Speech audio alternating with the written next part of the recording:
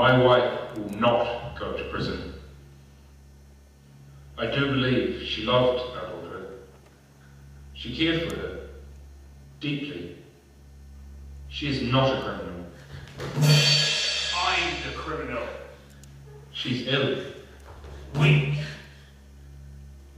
No. Prison is no place for her. Send her to Seacliff.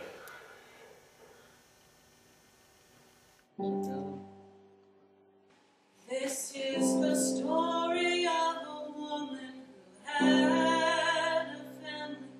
She had a husband, she had a daughter, and the illness that overcame her, that stood and challenged the charge that fought her, till she went inside,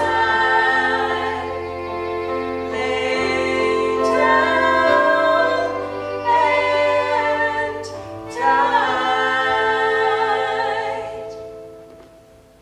Things are changing, times are changing, but we must stay the same. How are we to blame for what goes on inside our brain? Needles dripping, doctors sipping the life slowly out of our veins. Crude and endless games of who does what and what we say. We act here, their hearts sink, we swear.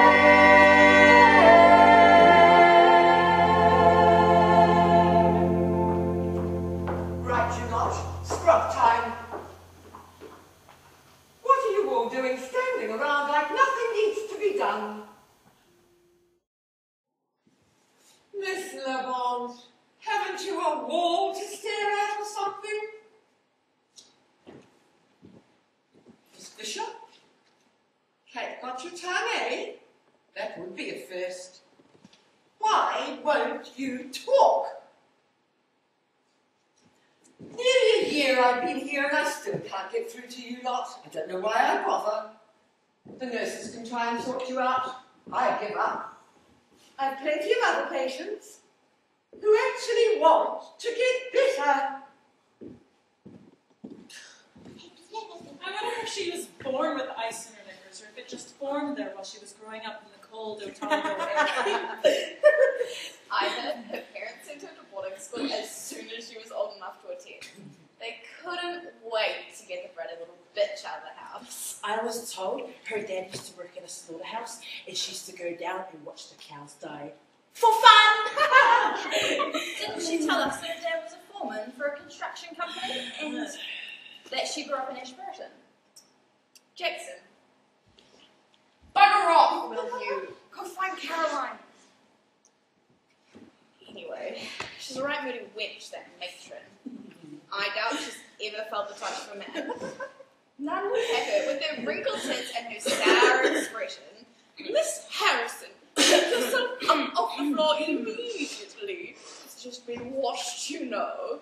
Bloody great wench. Ah, Miss Harrison. So silly of me, I almost forgot to tell you.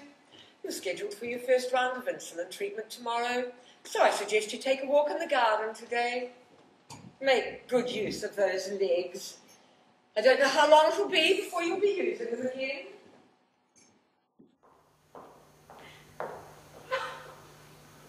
Not me!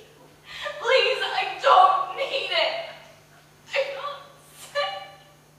I swear!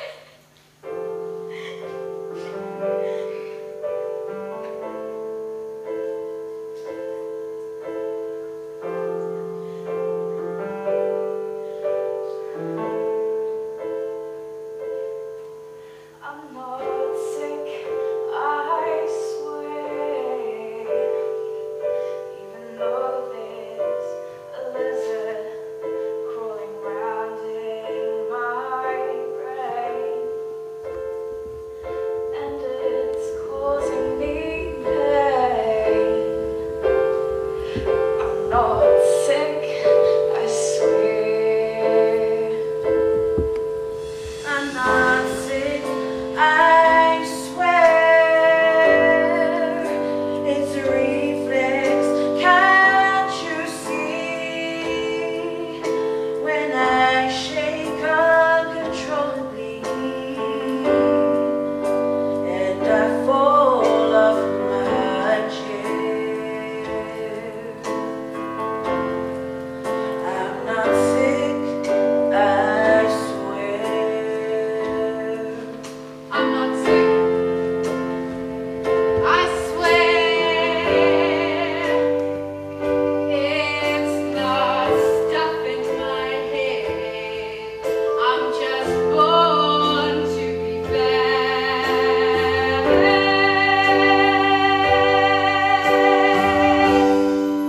She's not sick, she swears.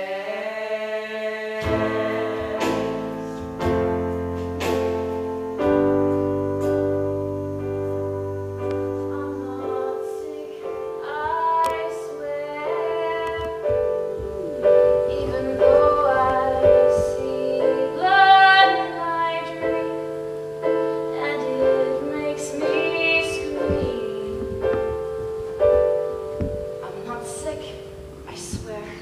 Just because I see fairies and angels on the spiritual ground doesn't mean I'm alone, locked up in a cell. I'm not sick, I swear.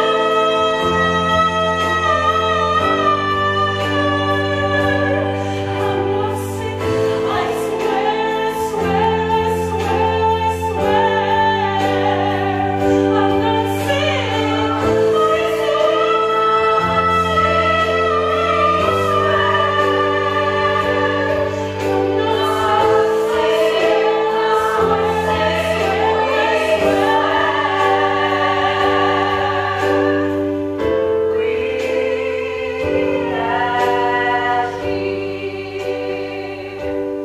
we're not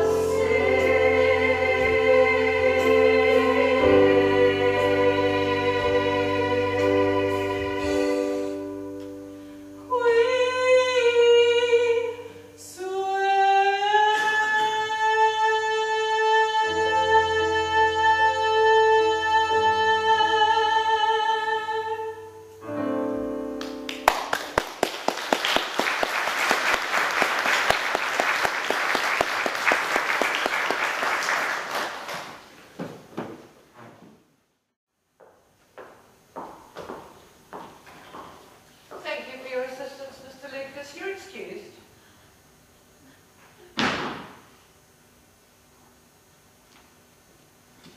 Now then, Mrs. Sutton, in a few short moments I shall escort you to where you'll be staying, Ward 5.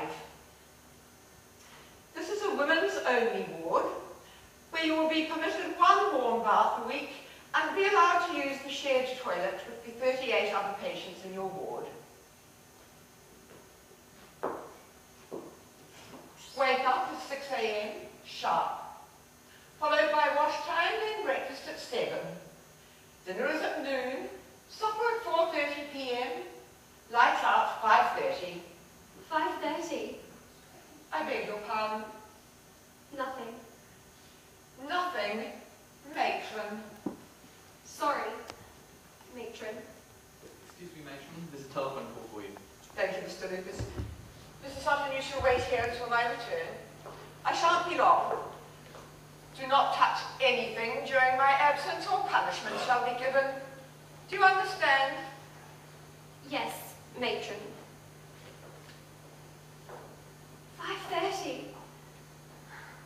Josie, you always knew what to do when times were bad. I know you can hear me.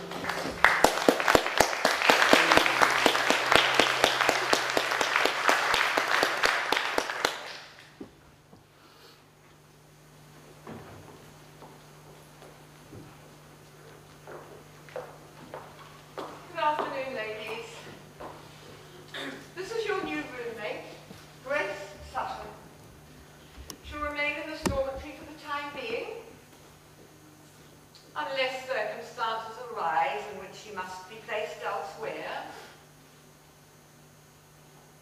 Yes, well, as you can see, sociable bunch, you should get along just fine. If there's anything you need to know, yes, well, you'll learn in time.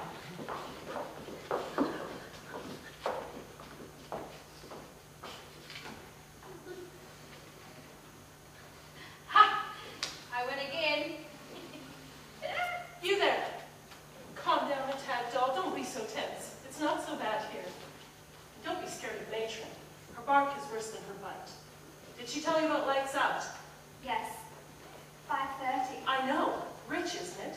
It's October. As if we're going to need lights on at 5:30 in the first place. My name's Lucille Levant. But you can just call me by my last name. That's how we do things here. It's a respect thing, you know. Sutton, isn't it? Yes. Well, Grace Sutton. But you can call me just Grace. Well, fine. Just Grace. If that's what you want. Here, allow me to introduce you to a few of the girls. This is Agnes Fisher, the bravest, or most foolish, rather, woman in Seacliff. That's Rebecca Harrison.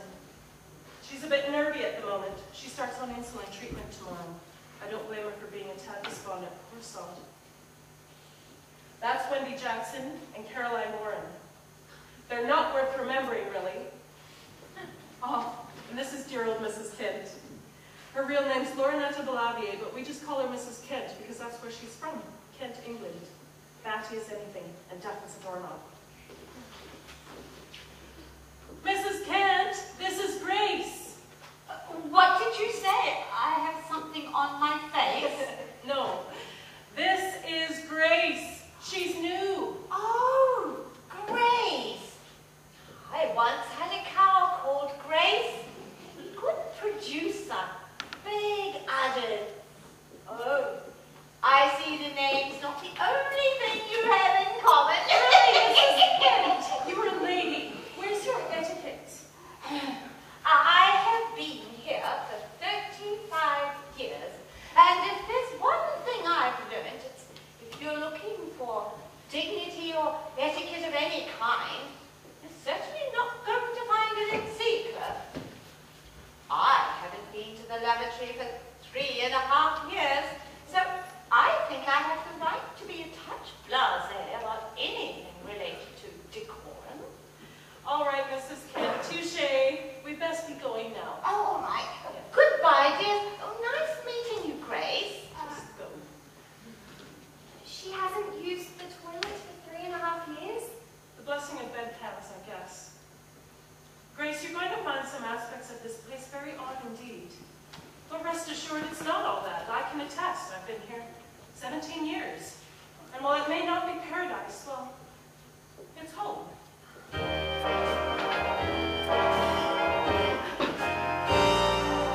Young lady, I can tell you, and it might surprise, this place may not quite be what it seems. In your eyes, at first glance, it appears that no worse it could be, but it's really not that terrible. Just take it from me. Life here at Seacliff ain't the greatest to name. It's not the best direction if you're looking for fame. It may all seem like some unplayable game, but if you learn the rules exactly, you will pull through. Take it from an old hat's point of view. There may be disadvantages you will find. The matron may not always be so kind. Just give that bird a good kick up her behind. If you do, she'll yell and scream till she turns blue. Take it from an old hat's point of view.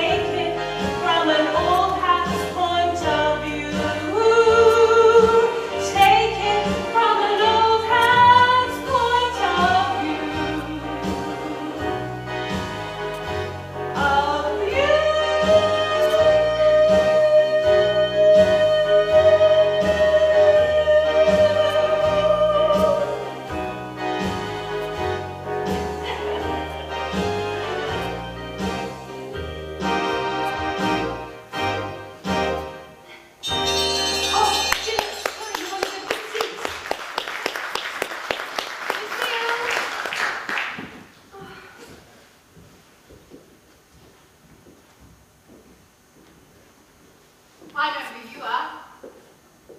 You're the one that murdered your daughter.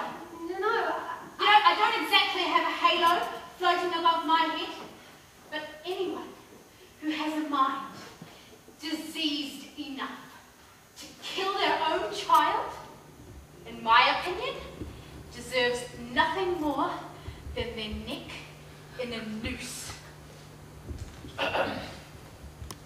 Willem, I didn't see you there. Did you not hear the dinner bell, ladies? Yes, of course. Me and Jackson were just welcoming our new inmate. Mrs. Sutton is a patient here, Miss Warren. This isn't Scotland Yard. And for your information, the correct phrasing is Jackson and I. Oh, Willem, you sure do have a way with words. You can flip a phrase like a pancake, can't you? I do entertain a certain fondness for words, yes. Speaking of pancakes, would you like to join us in the dining hall for dinner today? Jackson and I. Caroline, you know that's against regulation. Oh, all right. It was worth a try. Yes, and I'm sure you'll try again tomorrow, just as you've been trying every day for the past 6 years. See you in the dining hall, Willem. Come on, Jackson. Sutton, are you alright?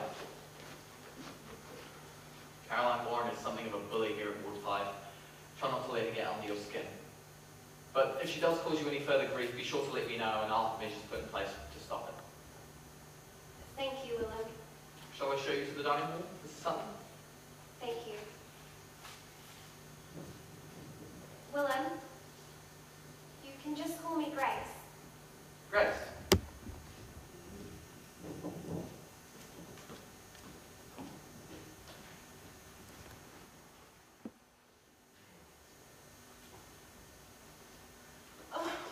Isn't it lovely being outside? There's just something different about being outside, isn't there? Like the breathable air. Oh, Lord. Agnes, enough blasphemy. Well, sometimes I think he deserves to have his name taken in vain when he's letting things like this happen. Look.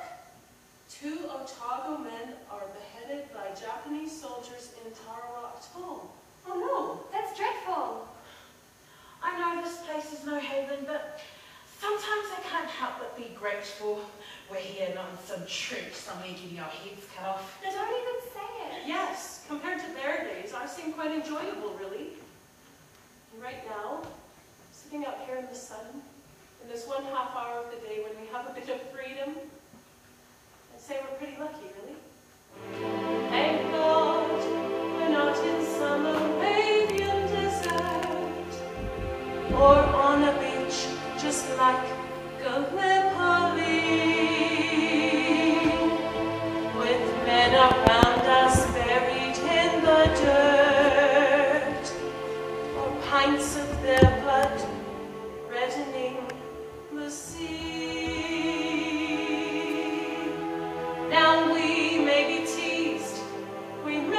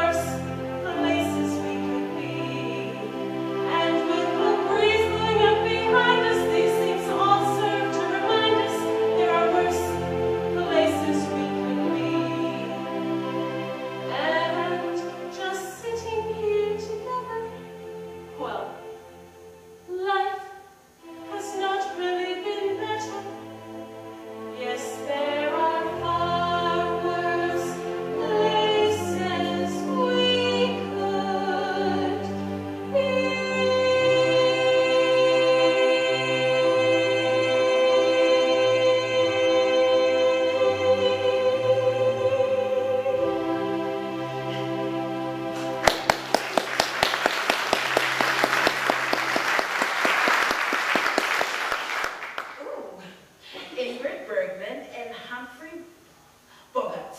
Humphrey Bogart is starring in a new picture being released this summer. Ingrid who? Ingrid Bergman, you know, Anita Hoffman, Intermezzo. I have been in intermezzo in his life. I didn't really go for it much. I saw it twice. My brother took me. It's just an excuse to get on Pier for 5, really. So what's this new one about then, Agnes? Rick Blaine, played by the incomparable Humphrey Bogart, is the owner of an American cafe in the Moroccan city of Casablanca.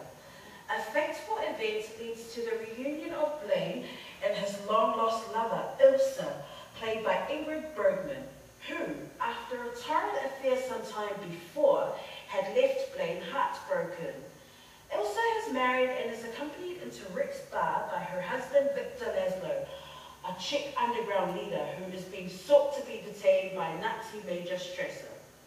Ilsa pleads with Rick to help her and her husband flee the country and escape the Nazis, which she knows he can do, but will he? Sounds like a whole load of codswallop to me. A current picture. Yeah, well, they are all the rage these days. Yes, but during a war, it just makes more sense they'd be more likely to opt for a period picture at such a dreary point in time. Perhaps the picture is set in the future. I will. Ladies, suppose they make a post-war picture to show how lovely the world will be when all this is over. Would it be too optimistic to make a future film in which all our men come home safely?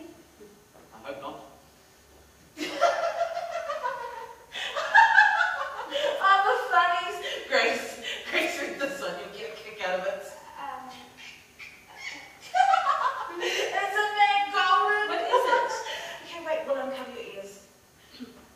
Okay, there are two elephants having a conversation when a naked man comes running past. One elephant said to the other elephant, But you can't stop there. Grace, you read the rest, I can't. I've forgotten it. Well, now we know why you're here. You're not crazy. You just can't remember anything, you poor old weasel.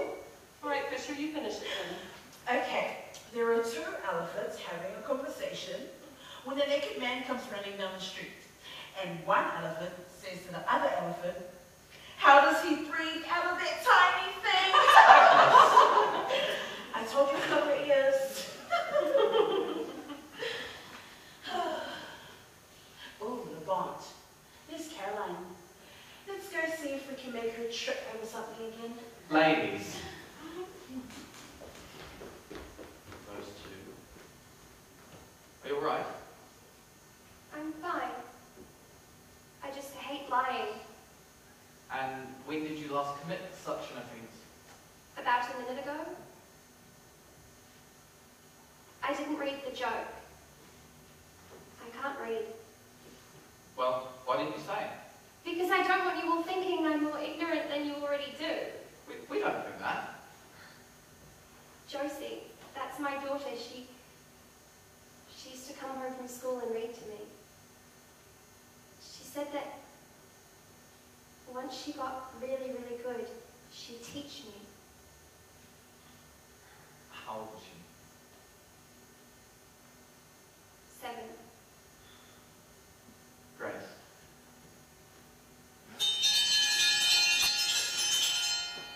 Dinner.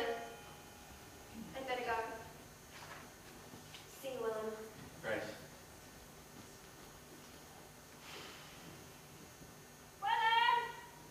Coming.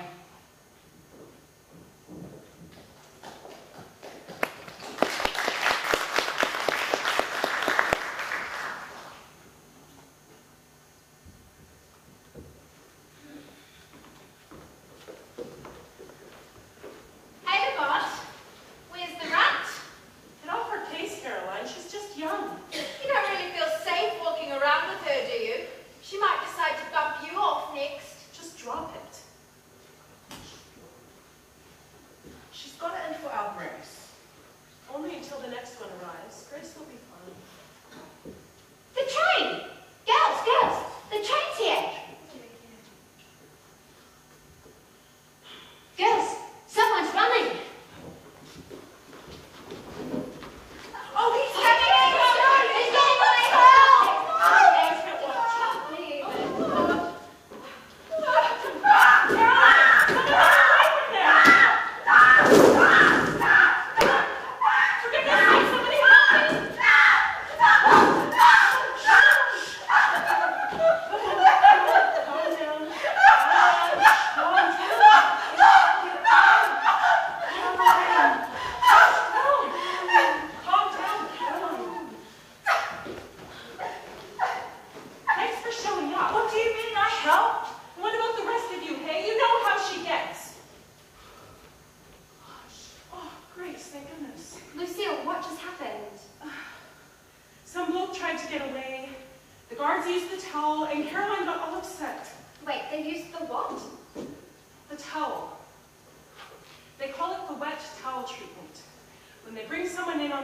train and they get all stroppy and try and get away, the guards take a wet towel and they tie it around their neck.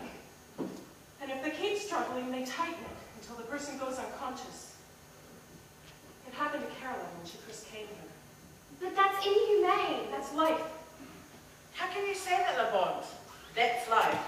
You call this living? Agnes? There are worse places. I don't know.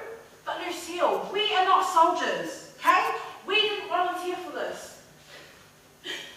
Tomorrow there'll be a story in the paper about how some poor bastard tried to escape the forces at Seacliff Mental Asylum. You know all those people out there? They have a good cackle and be glad that they caught the guy. Where that shoreline ends is where life stops, okay? All we are to the world outside is just a bunch of rats, and this is our rat wheel. Life belongs past those cliffs, not in here.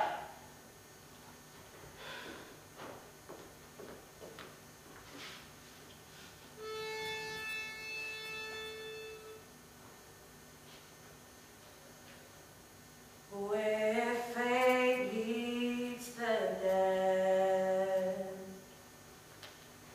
where truth meets the faint-hearted, where ashes scatter the land of the dearly departed, where an unwilling hand is washed and forgiven, and the crippled can stand in the land of the living, in the land of the living, in the land of the living. People walk by alive on the outside. Through a hazy resignation, we see their thinking. Their lives happily afloat while ours are sinking. No time for blinking. We'll miss the pity. They're all so damn witty with not a bit to say. Giddy up, cheery up. We don't let it beat us. We don't let grief greet us. We're much too much to do. Plotting and scheming through gleaming rays of black, we're planning to get back at the land of the living. All aboard, On the train to salvation storming in, and liberation station,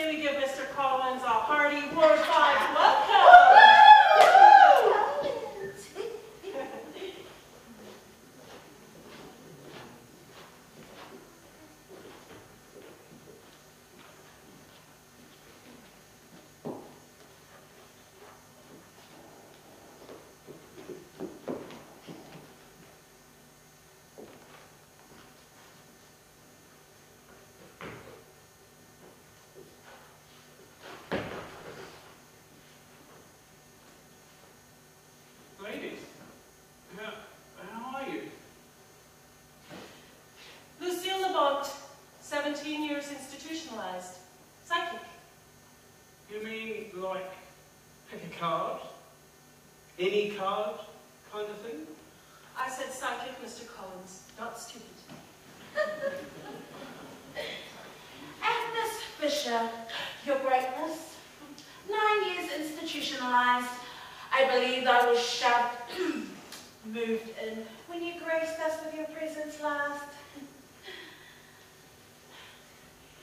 Laurinetta Boulavie, as I trust you remember, 35 years institutionalized. May I compliment you on your splendid tie, Mr. Collins? So much nicer than that vulgar yellow one you had on last time. No, receiver. Grace Sutton, sir. 3 weeks institutionalized. Yes, of course. Mrs. Sutton. Well, may I offer you the warmest of welcomes? Thank you, sir. And may I in turn welcome you to our humble home?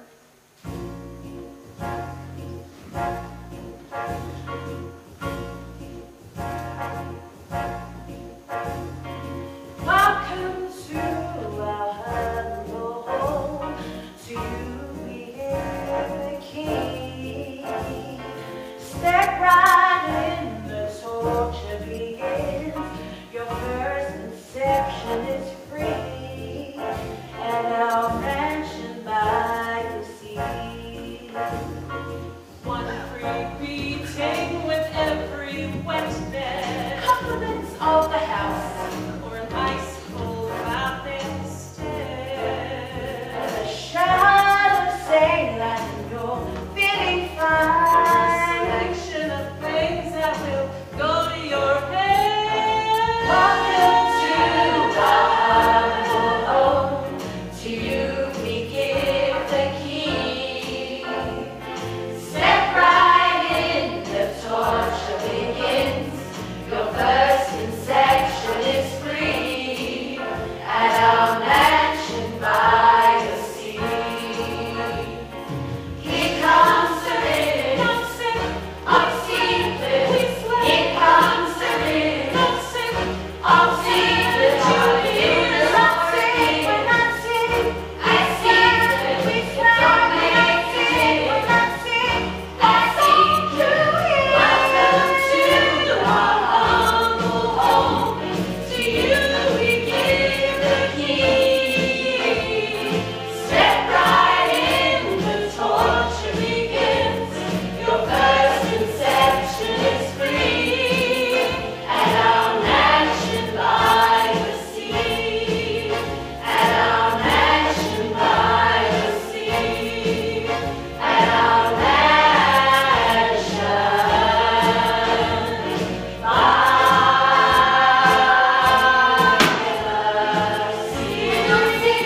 Not it, we swear, not it, we swear, not it, we swear,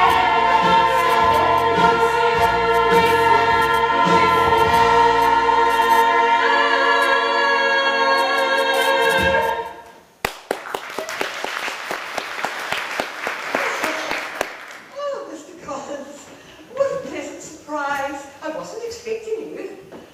Hello, Matron. How are you? Fine, and yourself? What? Yes, I'm well. Might we be able to continue this conversation somewhere a little more private? Of course.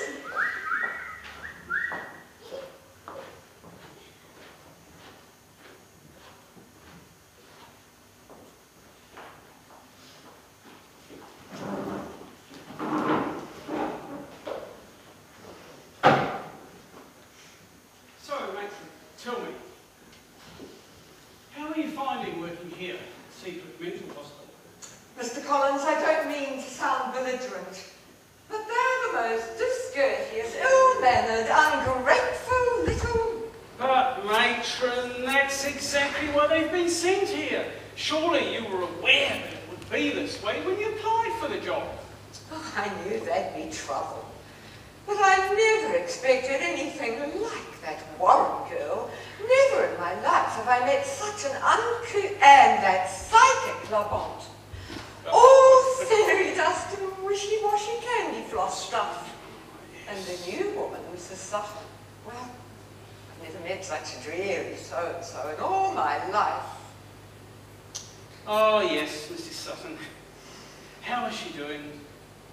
Well, as I say, she's very quiet, quite unlike most of them. But she seems to have sparked a friendship with that psychic woman. And also with one of our guards, Mr. Lucas. Is that so? Well, as it happens, her husband Charles and I are rather good friends, and I have promised him that his wife will be receiving the very best of care here. Of course, Mr. Collins, the absolute best of care. You are aware, I'm sure, of the fragility of her case? Certainly. Charles was most aggrieved when that terrible incident occurred.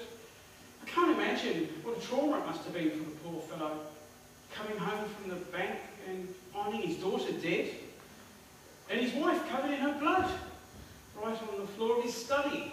Ghastly. Yes, I'm afraid it was all too much for the man. He's fled to America, you know. He shipped out last week. Has he really? Oh, yes.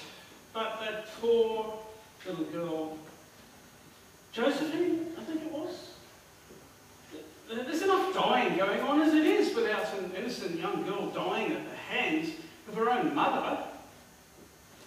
Right, now back to business. Tell me, matron, there haven't been any electrical faults or earth tremors felt here at the hospital since my last visit, have there? No, not that I recall, Mr. Collins. Why do you ask? Oh, just routine questions, matron, not to worry.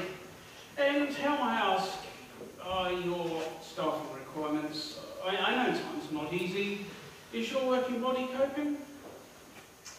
Well, I believe so, Mr. Collins. We've had to make a lot of alterations due to so many being called up. We now only have enough staff to man the highly dangerous wards. In other cases, those staff are checking the beds on the hour, every hour. It has meant, though, that with no one constantly on the doors of every ward, we've had to resort to locking all of the patients in at night. Oh, well, I suppose it's wise thinking, matron. There would be nothing worse for all involved if a patient were to escape. Quite right, sir.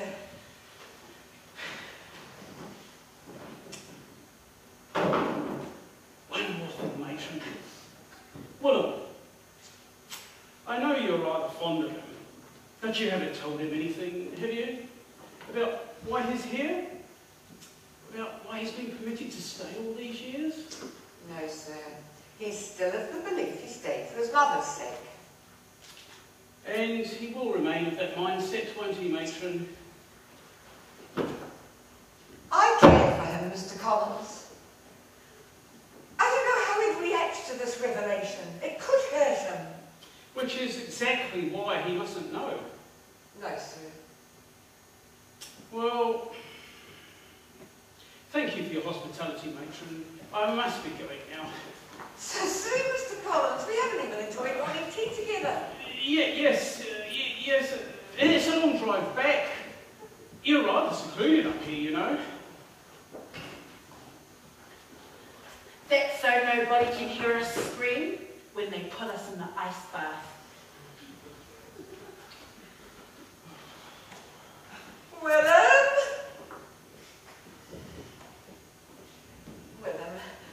please show Mr. Collins to his vehicle. I shall be downstairs. Poisoning myself.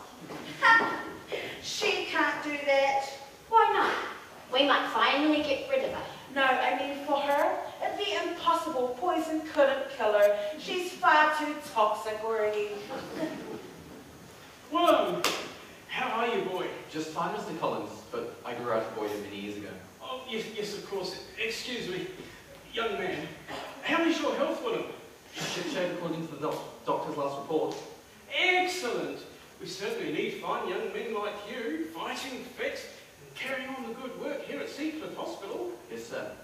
I'm so glad Dr. King kept you around, although I've heard tales that my predecessor spent a fair few sleepless nights over the decision. You, young man, were the cause of much disruption in my offices. I'm very sorry my birth was such an inconvenience to your fine men, Mr. Collins. Oh, come now, son. I didn't... I'll show you to your car, Mr. Collins. Follow me if you please.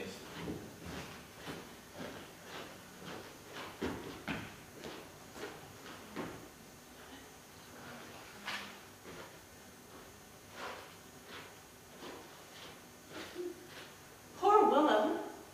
Such painful memories he has to face, and that imbecile has to go and rub salt in the wounds. What would you know about it, Le Bon? He hasn't confided in you the way he has in me. Oh, yeah? Out of sheer panic, I bet. Oh, shut your face!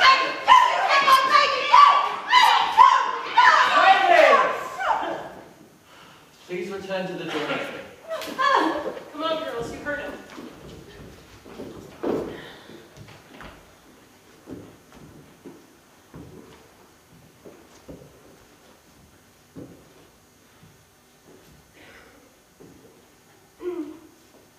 Grace, I thought you were gone. Everybody seems to know what's bothering you, except me. I don't like to gossip, so I thought I'd ask you. It's a long story, Grace. My favourite kind. Very well. 23 years ago, a young woman named Mary resided in this very ward. She was a quiet woman, kept to herself mostly, but there was a man, a guard, who took a shine to her. But he wasn't a good man. He forced himself upon her without the hospital management's knowledge. And then she had a baby, a son. And no wonder it still affects you. Did they dismiss the man who did it? Oh yes, he was imprisoned for what he did. Good. My mother was adamant that she'd be allowed to bring me up on her own, even if it meant I'd be raised in an asylum. She died 6 years ago. I'm so sorry. You see, my mother was married to a man named Emmett Lucas. He died fighting in the Great War. And my mother told me that after he died, she became so lost. Nothing mattered to her anymore, and eventually she stopped caring about herself. My aunt convinced her to come here. My mother brought me up knowing all about her late husband and what a good and kind man he was. I know it's silly, but I've always considered him to be my father. No, that's not silly at all. This place is all I've ever known. As a child, I'd spend my days reading medical manuals and dreaming of becoming a doctor. It wasn't until I got older I realised I didn't much care for doctors, not after the way they treated my mother. She became ill, and so I decided to stay here as a guard to look after her and make sure she was safe. And here I am today, still reading medical manuals, still resenting the authors just as much.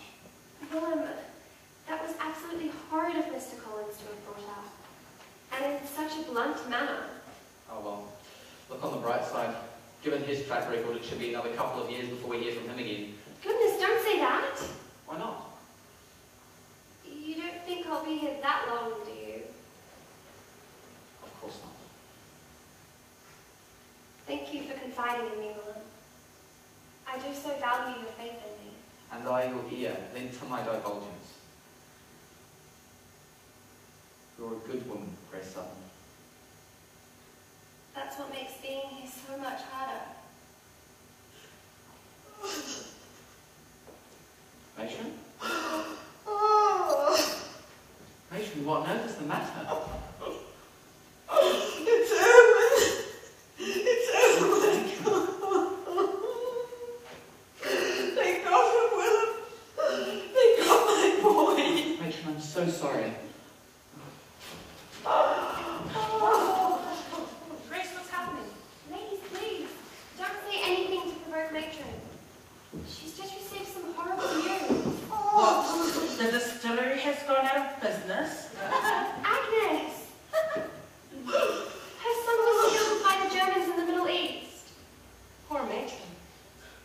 never thought I'd see the day where I'd actually agree with that, but I do. I think we should offer her our condolences.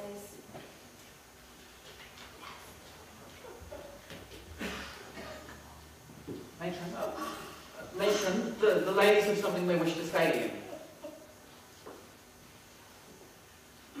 Matron, we all just wanted to say we're very sorry to hear about your son, and we'll try not to disturb you at this difficult time with our usual antics.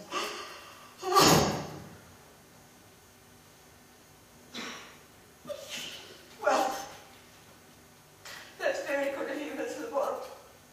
Ladies, I doubt if there will ever come a time when any of you will feel a pain more grievous than I'm feeling now. Oh, to lose your only child. Well, I'm afraid that's just something none of you can comprehend. I can.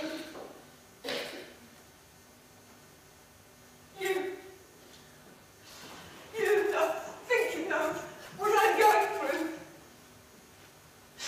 How you can even contemplate such a bold proclamation is above me. You of all people. Well, I must go to the East Wing and see that everything's ready for the new arrivals. The least I can do to honour my son's passing is to make sure his fellow servicemen are comfortable here.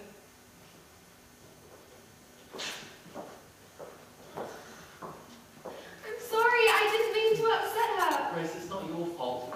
She's grieving, she's not thinking straight. This is what war does to people, makes them Crazy. What's the matter with you? My brother died of LLA. My nephew shipped out last week. I hear the Nazis are targeting the asylums and hospitals in Europe. Hitler doesn't like insane people. Shocking, seeing as he is one. I'm glad that I decided to come here. The stench of deceit litters the western streets. Blue eyes, blonde hair, alone they stare so recklessly. The ones so delicate have never been more fragile in their lives. Thank God that Seacliff lies here in our sanctuary by the seabed. If 'twas different, then assure this, we'd all soon be dead. Hush, little Lord, don't you think it's time to cease? Lay down, little Lord, don't you know what we want is peace? Don't cry, little Lord, don't try to be as great as those before. Sleep, little Lord, be still and kill no more. Those whom you call soldiers, they're just boys filled with poison. Their gallantness leading them astray till they feel no more. But this is a war we are all in.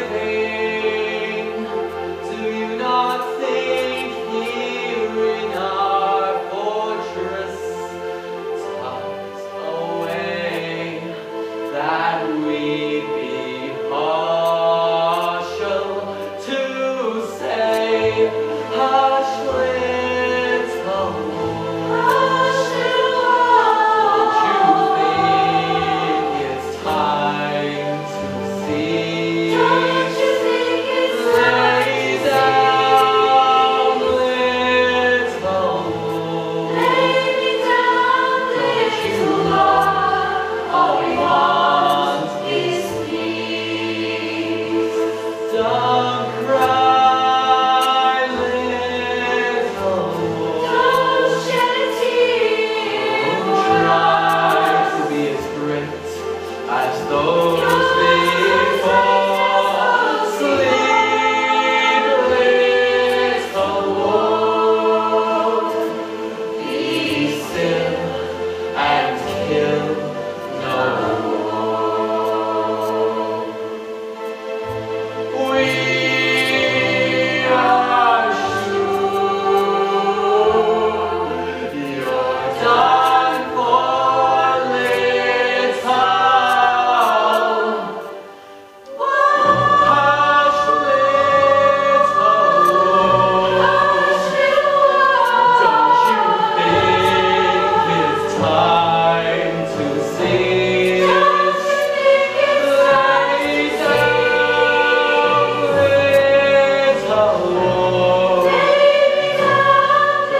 little wolf. All we want is peace.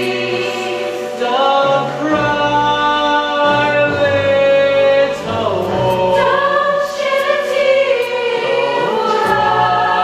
be as great as those before. Sleep, little wolf. Be still and kill no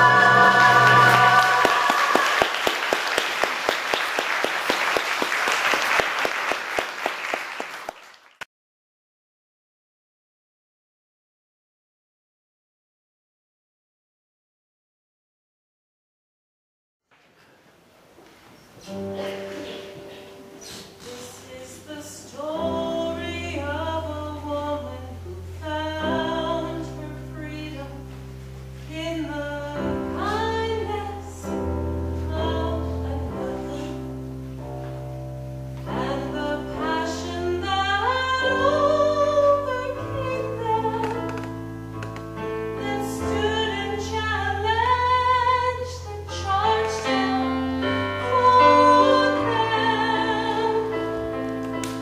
We and here, there's love in the air. How many fish are there? Asked Freya Fox skeptically. Skeptically, that's right, that's good. Scores and scores, cried Freya Rabbit. Willem, do you mind if we move on to something else now? Not at all. You're doing exceptionally well with your reading, Grace. I'm very proud of you. So, comprehension? Yes, please. Very well. Give me a word which means the same as valor.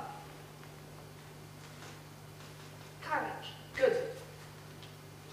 How about chaste? Innocent. Very good.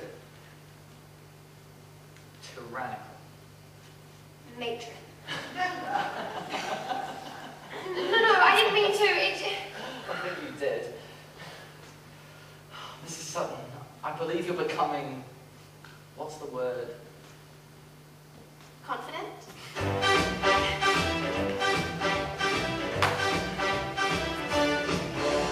Wait, stop the clock, time out. I need time to clear my mind. What am I thinking about? I am changing and I find I like it. I like it. I like it.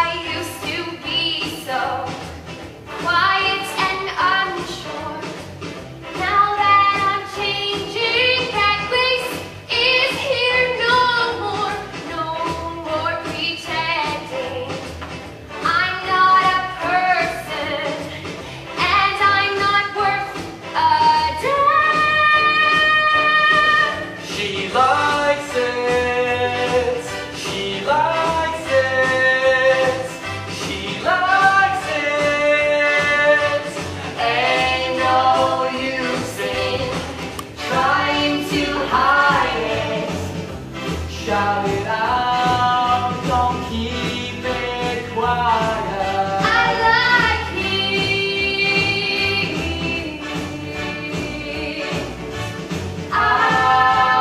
I do.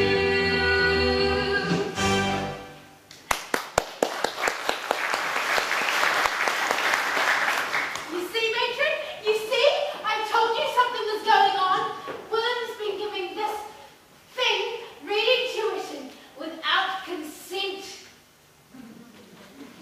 Is this true? Well, yes, matron, but it's just a little bit of English to make her feel sure of herself and her abilities. Ladies, please leave Mr. Lucas and me for the time being. Mr. Lucas and I, matron.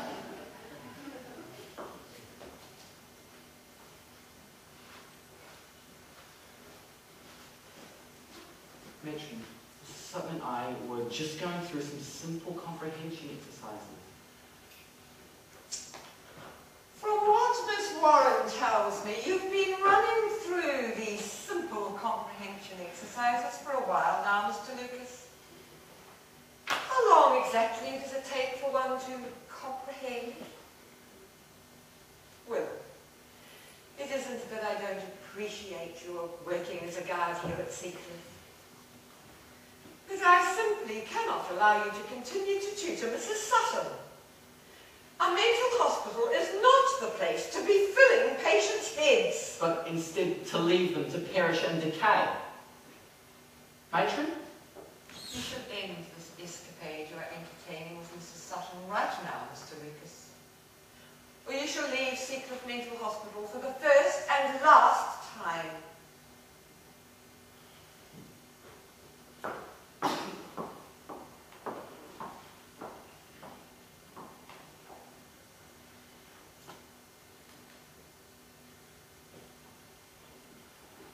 Ellen, Grace, you got my message. Agnes said you told her to tell me to meet you in the foyer and that the door would be unlocked. And here you are, it's true. Here I am. But why, Willem? We'll get into an awful lot of trouble if Matron finds out. She won't find out. She barely comes in here anymore. Not since the tuberculosis started spreading through the eastern wing. All the soldiers are dying, Grace. Willem, There's been horrible feelings going there. you won't catch it, will you? Oh no, Matron makes all the staff wear protective masks now. Good. I'm afraid to lose you. You won't lose me, Grace. Why did you want me to come here tonight? Why did we have to meet so urgently? I don't know what it is, Grace. I don't know if you feel the same way, but I just feel like I can talk to you. Ever since my mother died, I haven't been able to speak this way to anyone. Staff are all too busy, and patients, well, with all respect, they aren't exactly in the same spectrum of thinking as me. You haven't been here long enough to be caught up in protecting the integrity of this place, but you're intelligent. Hardly. Intelligent enough that you can appreciate my thoughts about life here. For so long now, I've felt so trapped. These buildings, you know, they're so big, and yet so empty. And over the course of time, I just haven't been able to help wondering how anyone is supposed to be rehabilitated in a place like this. I wish you were matron. You wish I were a snooty old woman. No. I wish you were in charge of the hospital. You'd be good at it. You understand us. Matron understands, Grace, but don't you see, it's hard for her to witness all the patients going through such trauma day after day. The doctors do what they think is best for all of you, and even though we may not agree with them the entire time, they aren't trying to be heartless. And neither is Matron. She has over 600 patients. Can you imagine how she'd suffer if she invested emotions in all of them? I'd never thought of it like that. I suppose it's rather like having 600 children to care for. Not to mention the staff she presides over, and I know what a challenge we can be. Well, can I tell you something? Of course. I've been having nightmares. Images of memories that I thought I'd forgotten. Of Charles and Josie. Charles is your husband. Yes. I'm only beginning to remember now. Perhaps it was because I was trying to shut it all out. Because I was too afraid to tell anyone. Tell them what? The truth is, Willem, I remember how his cold hand felt as he pushed me. He pushed me by the neck. I was just an obstacle in his path of his way to my daughter. It wasn't the first time he pushed me. He got angry often, but this time it was so much worse. I knew he didn't like anyone to go into his study, but she only wanted some parchment to draw on, so I told her she could go in and she could get some. He wasn't supposed to be home that early anyway. He came home and he asked why the study door was open, and I tried to tell him, but he wouldn't listen. On the way to the study, he went to the fireplace and he picked up a shovel. I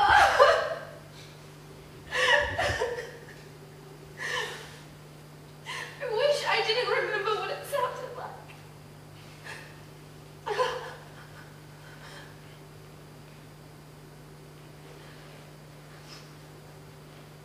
Isn't the image of something like that enough to drive anyone insane?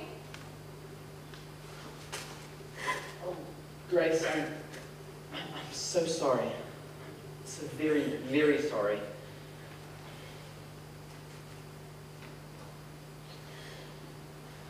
You do believe me, don't you, Willem? I do, Grace. I do believe you. I know I should be talking to one of the doctors about all this.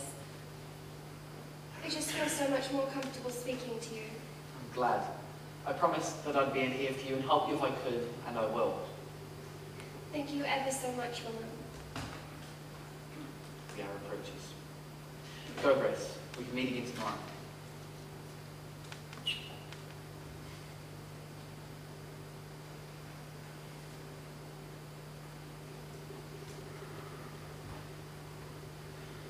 Oh, Grace.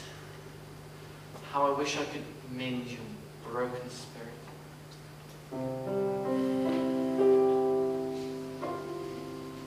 In someone's soul must burn an eternal flame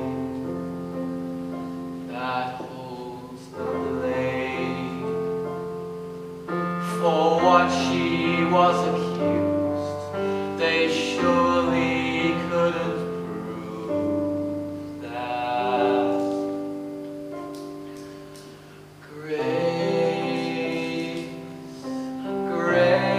Grace, when you look upon her face, when you look into her eyes, you will find there's no way her daughter dies because of grace.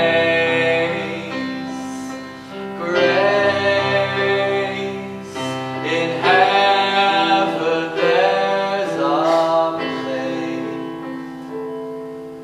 right next to God Himself. For an angel named Grace, Grace, in heaven there's a place right next to God Himself. For an angel named Grace.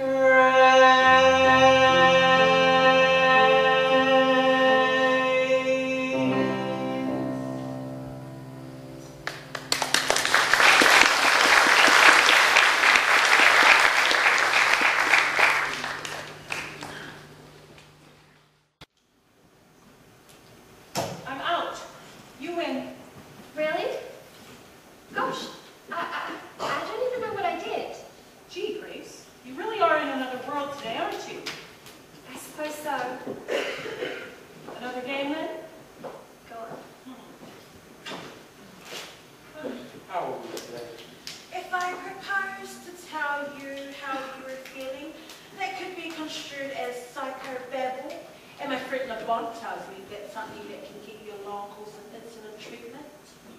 Excellent. Continue as normal.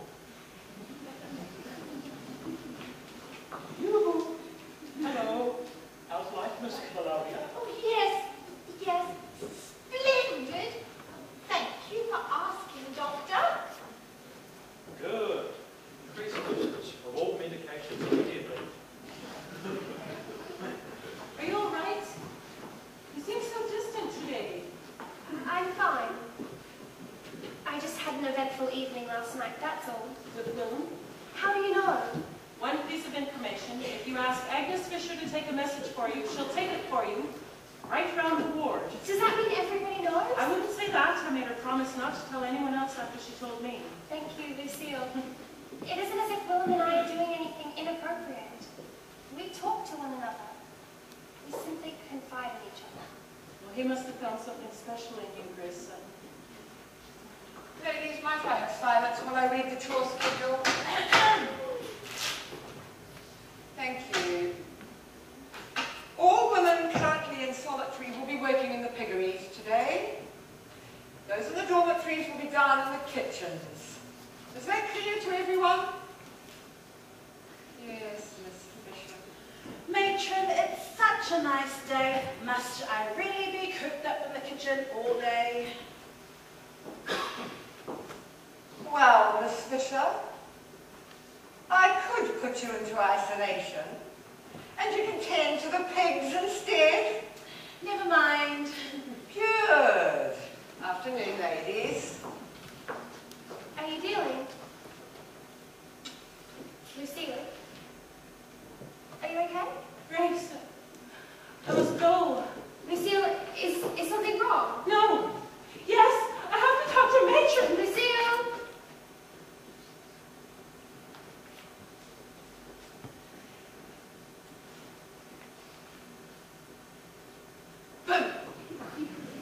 Caroline, you scared me. Bitch! Caroline? I can't believe you, you selfish trout. 6 years! 6 years I've waited for Willem to realize how perfect we are for each other. 6 years I've been dropping subtle hints to him, waiting for him to get close enough to tell him how I really feel. And then you, with your poor, sweet, innocent little routine, making Willem fall for your tricks and landing him as soon as you get him! Listen, Caroline, I don't know what you're talking The hell you carrying on? Caroline, how you doing? I can't believe you just now have a baby that lost a little child!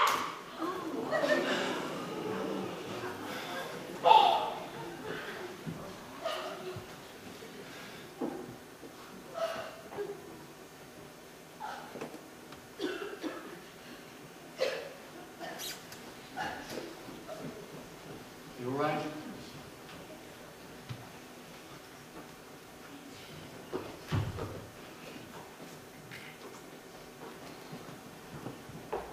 What is it?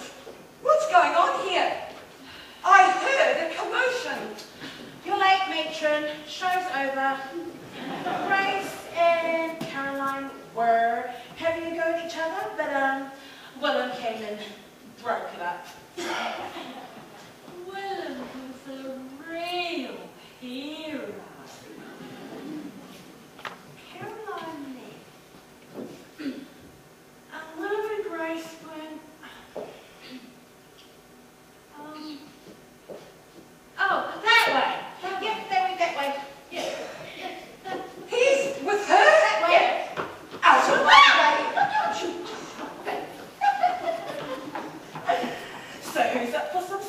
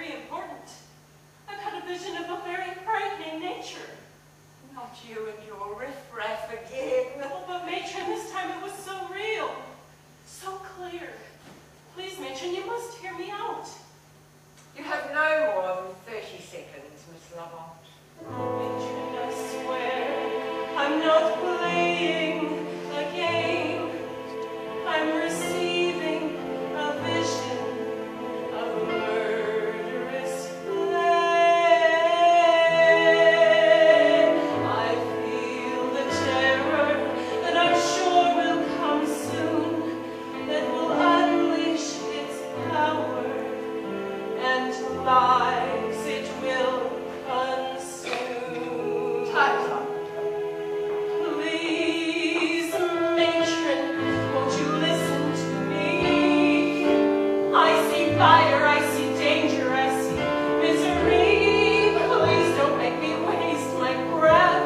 'Cause truly, matron, I swear I see death. You say you see heartache, you say you see dying. My dear, don't you know there's a war going on? If you say all is well, then of course you'd be lying. There's no sense in trying to right the wrong. But I know this is different. It somehow feels personal. I feel it in Seacliff, these women, my friends. It's so deep within me, I feel my heart burning. I see Seacliff burning as these walls meet their end. Please, matron, won't you listen to me? I see fire, I see danger, I see misery. Please don't make me waste my breath. 'Cause truly, matron, I swear I see death. Please, matron, I swear, please, please listen to me.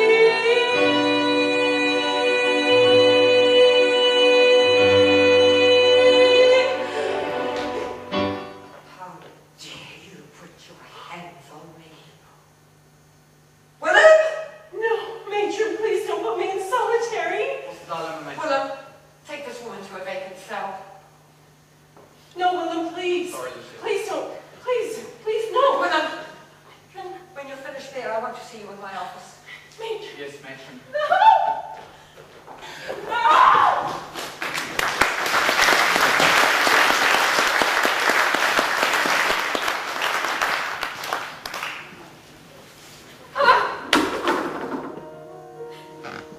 Remedy. Sometimes the only cure for insanity is to rid the body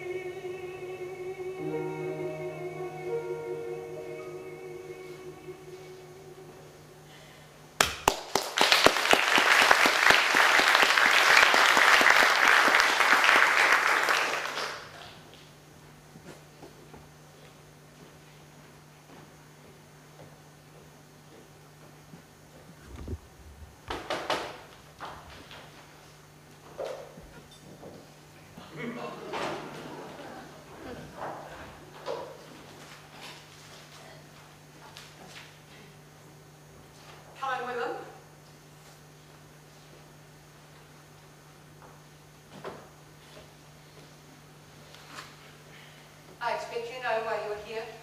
Yes. Well, what do you have to say for yourself? I'm sure what you'd like me to say is that I'll discontinue seeing Mrs. Sutton, but I'm afraid I simply cannot promise to do that. Mrs. Sutton is not only a patient here, Willem, she is also a married woman. And I cannot turn a blind eye to that. Married to a murderer. That is a serious accusation to make, Willem. Accusations of which can get you fired. And if I leave here, what will you do then? We're short on staff as it is. Or would you rather have the female patients care for the soldiers in the Eastern Wing? Let the whole place run amok. You know those men will die if we are left any less of staff. Those men who fought for our country only to die here in vain. Those men that served with your son. Don't you dare bring my son into this. This place will fall apart without me. Just because half of the women here share some kind of sordid infatuation for you does not put you in charge of this hospital. No, that's your job, Madeline. One which will suddenly become a lot more difficult when half the women in this place go into a mad spiral of rage when you break the news to them that I've been discharged. Will you be able to control them all? Don't you address me like you have just walked in off the street and earned your place here. You have no idea what kind of considerations have been made for you. Well, the truth is, your mother was an impossible woman. And when you were born, she didn't even know it had happened. You were a sick baby, and no one would take you. So the superintendent kept you and he used you as an experiment. And when your mother finally came around to you and was lucid, the doctors were afraid she'd let the world know we'd allowed one of our staff to rape her. And they couldn't have that. So they gave her more medicine to keep her confused. You remember that, don't you, Willem? You'd have been about 14. They say you cried yourself to sleep when she became that way again. And then you had an opportunity to go to school, to get an education. But the depression was on, and you were young, and you knew this place. And most importantly, you'd work for free, and that's all they cared about. And that, Willem, is why you're still here.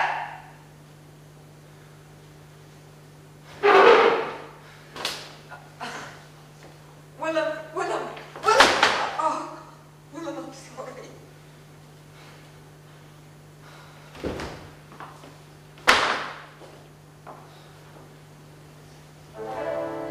All of these years believing, all the while they are calmly deceiving, and now I'm grieving for a life that I could have had. And I don't know if I should be angry or glad. I'm still sane, but I feel as though I should be mad.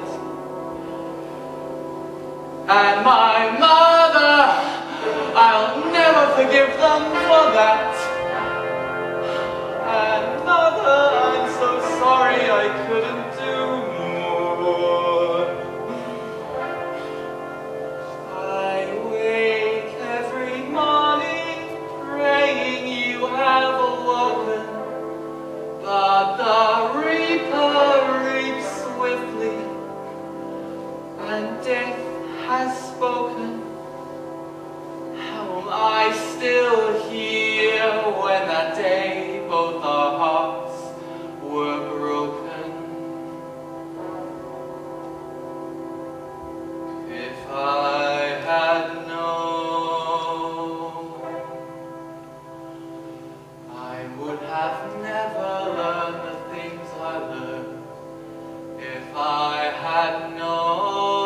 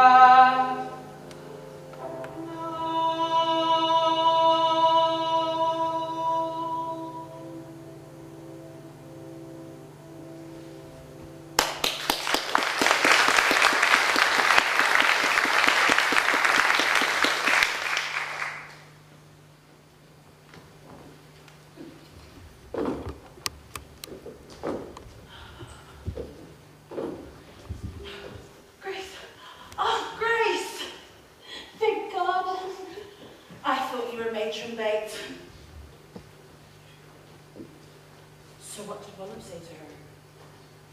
He told her the truth. He's told her that he and I intend on spending time together and there's nothing she can do to stop us, so she may as well let us get on with it. And she didn't send him packing? She'd be foolish if she did that. The last thing she wants is for the government to find out that a staff member has been fired for having relations with the patient. Do you really think she wants someone like Collins questioning her authority? Well, no, but she's not going to let you two be together. You know she's going to make your life miserable, don't you? I know. There you are, you evil friend snatcher! What are you talking about, Wendy? Yeah, what's got your goat, Jackson? You got Carolyn thrown into isolation. For your information, Wendy, Caroline requested to be placed into isolation. She felt that she was a danger to herself and the other patients. I, for one, thought it was an admirable decision. And I would think as her friend you would support the idea. You insolent rat! You just watch. I'm gonna knock your pretty little face from here to kingdom come, and that's a promise! Grace, the whole ward is at your throat. I think you need some protective armor. Grace, should we call Willow? Yes. Go ahead, Grace. Call your beloved. Let him take me away. I'll be glad to get out of here. And I'm sure he'll be glad too. Glad to have his hands on a real woman for a change. Agnes. Grace. No. I'm not going to call Willow. Let's leave her alone if that's what she wants. Come on, ladies.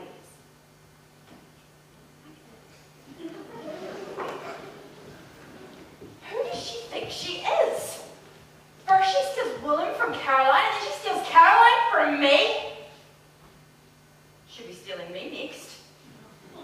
Stealing me from my sanity. I'm going to put an end to this.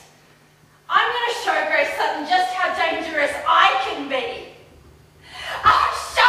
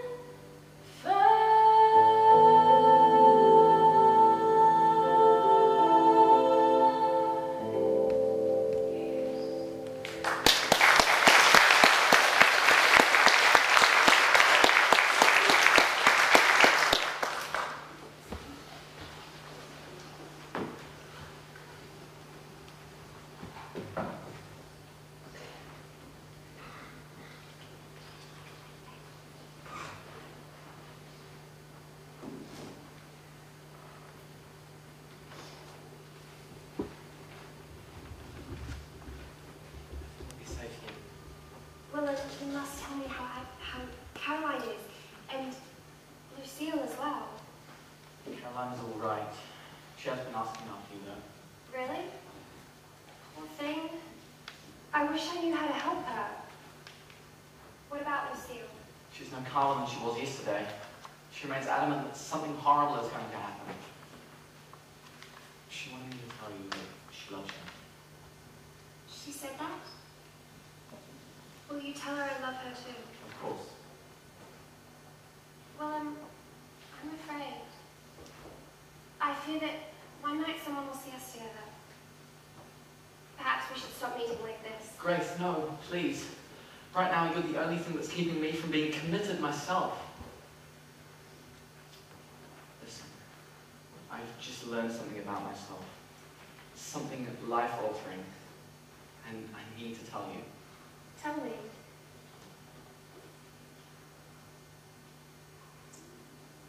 What I've learned is that I love you. Is that why you wanted me to come to see you tonight? There are other things to say, but this was the most important. Just one thing, while I've got you here. If you'll bring your eyes closer to see and lend me your ear. You have changed everything I know. In my heart there's a seed you have planted that can't not grow. I confess there is more to say, but none urgent as this. While you're standing there lovely as now, and allow a kiss. These caged walls, this dark cell, our sad glow, it becomes a home. Just one thing. Oh, where have you been? My whole life, while I've heard what I've heard and seen what I've seen, and my heart has been waiting for you. Do I bow to this powerful force? Well, of course you do. I'm so tempted to, but we'd be reprimanded, the state would demand it, and then we'd be damned if we dare. I don't care. Just look where we are, we're damned anyway. It's a small price to pay just to love you this way. Just one touch, and our fears lost, and our love will continue in kind, never mind the cost. We have known sadness, loss, and pain. Now you're here, that's a bridge I need never cross again. I'll never flee, I don't want a stand. And I shall not roam. I have found my home.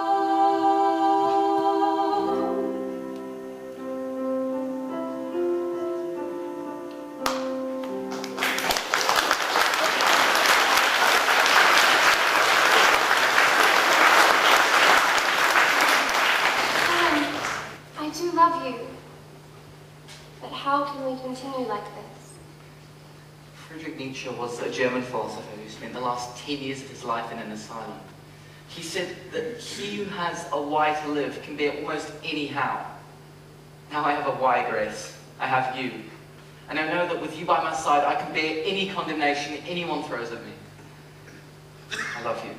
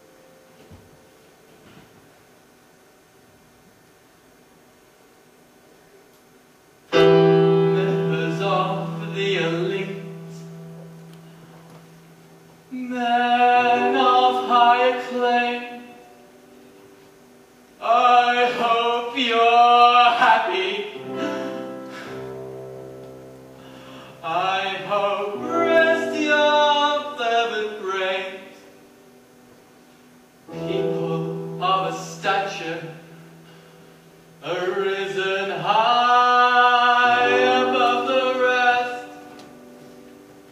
I hope you're happy. We've lost all trace of second best.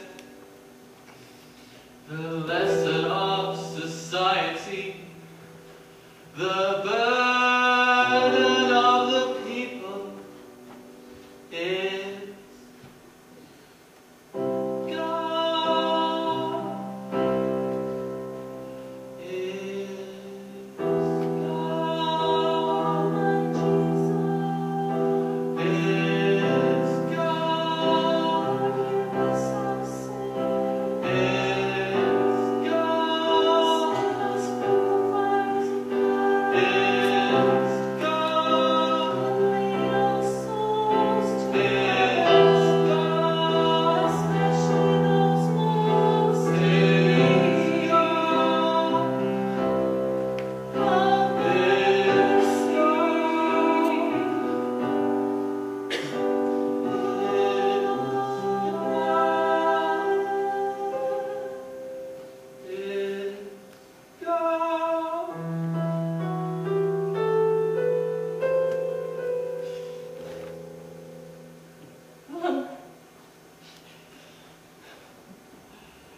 Why did this happen?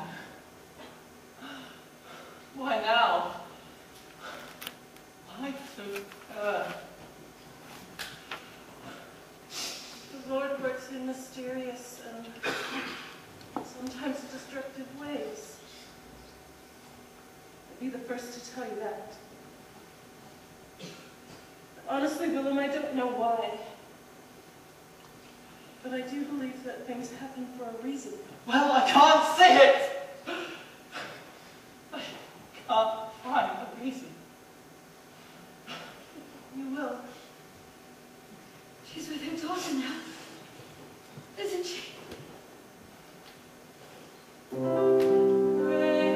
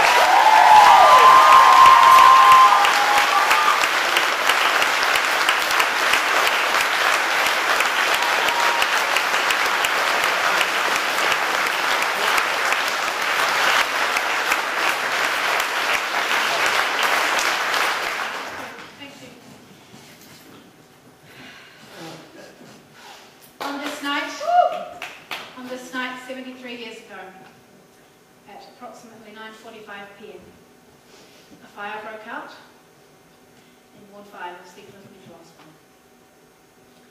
There were 39 female patients inside, 39 women, and 37 women died. 2 patients managed to escape through windows that weren't locked and were rescued and pulled to safety by a guard. There were no proper fire escapes in the ward. There were no sprinklers. There was a shortage of staff because, of course, the war was on. And this is all that led to it being such a calamity. We need to remember these 37 women who've died. I hope that Seacliff Demise of Ward 5 is a small step into doing that. Thank you very, very much for being part of this show tonight. You're helping to honour those ladies. I'd now like to read the names of all the ladies who perished in the fire, some of whom I have been fortunate enough to meet with relatives of, which has been very, very inspirational and moving. So please now let's remember Frida Aldous, Rita Alexander, Christina Black, Marjorie Constance Maud Blakely, Alan Brown, Agnes Cross, Frances Cummings, Marion Donaldson, Annie Douglas, Violet Fowler, Elizabeth Gibson, Margaret Gordon, Grace Harrison, Edna Lowe, Violet May Lyons, Jane Manley, Isabella Macquarie, Ivan McSwan, Edith Montgomery, Anna Moore, Sarah Ann Morris, Matilda O'Brien, Fanny Osborne, Alice Owens, Maggie Parry, Alice Sinclair, Mary Stewart, Mavis Stott, Rachel Sutton, Agnes Tapp, Margaret Thompson, Margaret Thorpe, Eileen Warren, Emily White, Catherine Wilson, Mary Wilson, and Frances Winslade. At peace. Thank you very, very much for coming.